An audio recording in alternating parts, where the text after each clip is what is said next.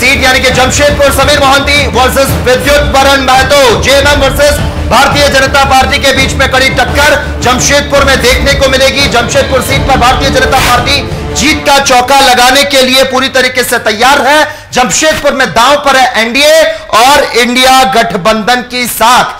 विद्युत की हैट्रिक या फिर समीर को मौका, देखना दिलचस्प होगा जमशेदपुर में इस बार क्या देखने को मिलता है। और जमशेदपुर लोकसभा सीट के बारे में बातचीत करने के लिए कृष्णकांत जी हमारे साथ न्यूज रूम से मौजूद है। कृष्णकांत जी, जमशेदपुर की हम बात कर रहे हैं।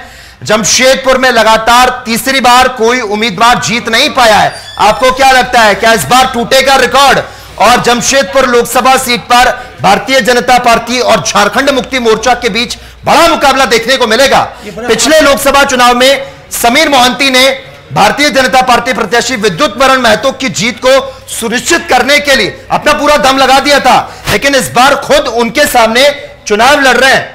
क्या लगता है कौन मारेगा बाजी?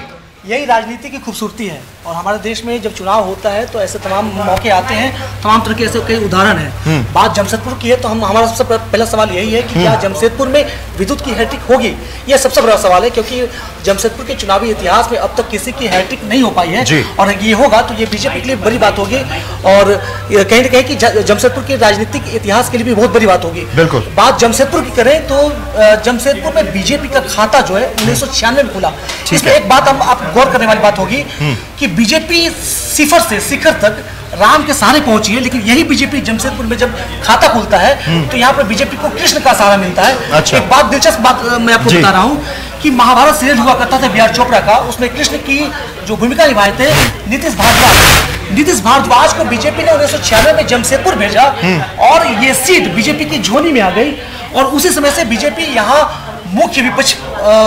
मुख्य धारा में लड़ाई में आ गई। इससे पहले हमेशा यहाँ कांग्रेस और जेएमएम का दबदबा हुआ करता था। इसके बाद से ये यहाँ पर बीजेपी मुख्य धारा में आ गई, लड़ाई में आ गई।